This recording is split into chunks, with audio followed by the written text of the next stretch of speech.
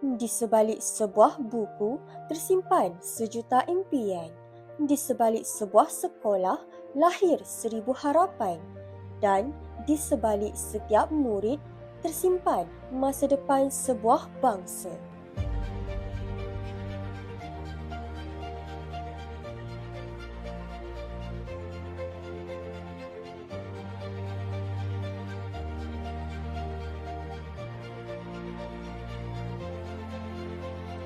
Di sini, jauh daripada hidup pikuk kota, berdirinya sebuah sekolah yang sederhana.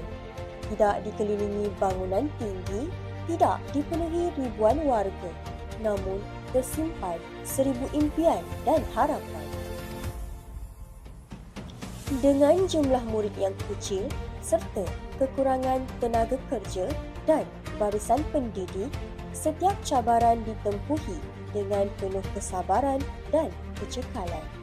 Setiap guru memikul pelbagai tanggungjawab, setiap warga sekolah berganding bahu demi memastikan pendidikan terus berkembang.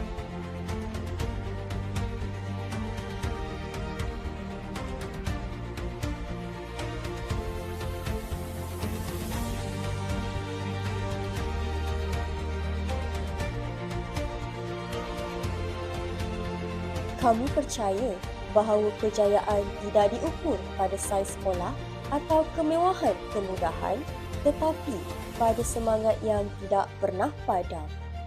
Di sinilah bakat digilap, potensi dicungkil dan impian dibina sedikit demi sedikit.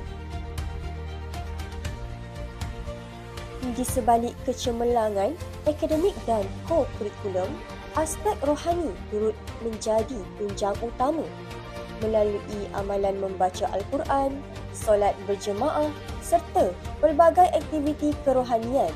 Nilai-nilai murni terus dipupuk dalam jiwa setiap murid.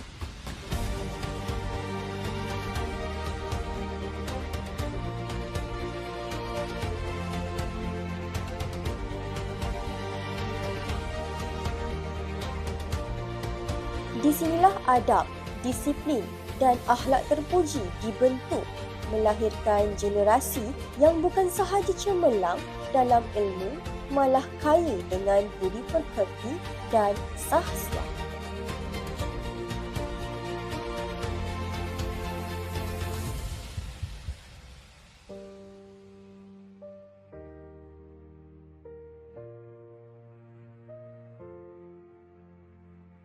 Walaupun kecil pada pandangan mata, sekolah ini besar pada cita-cita. Setiap langkah yang diambil adalah usaha untuk melahirkan generasi yang berilmu, berakhlak dan mampu mencipta kejayaan. Kerana bagi kami, setiap anak mempunyai potensi dan di sinilah semangat itu terus disemai hari ini, esok dan selamanya. Sekolah kecil impian besar melahirkan generasi yang luar biasa. SK Felda Bukit Senggih, be fabulous.